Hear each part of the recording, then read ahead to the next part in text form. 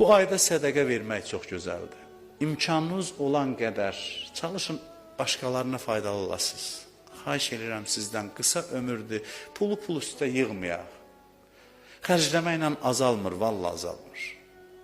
Heç kəs pulu düz xərcləməklə kasıb olmayıb. Kim ki qorxur verərəm azallar, vallahi inanmayıb.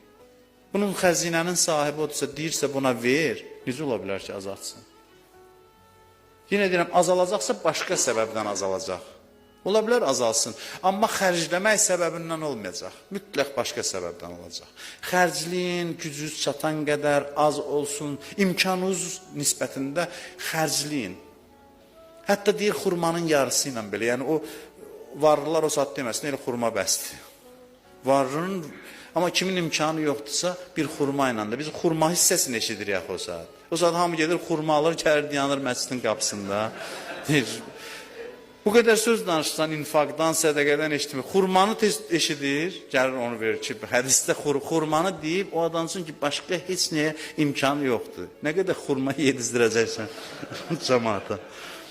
Ona görə də sədəqə bu ayda çox fəzilətlidir, çox üstündür. Əlindən gələn qədər başqalarına sədəqə verəsən. Hətta bunu da deyiblər ki, var dövlətiniz yoxdursa gülüşlə, təbəssümlə insanları şad eləyin. O da olmayanlara aiddir, var dövlət.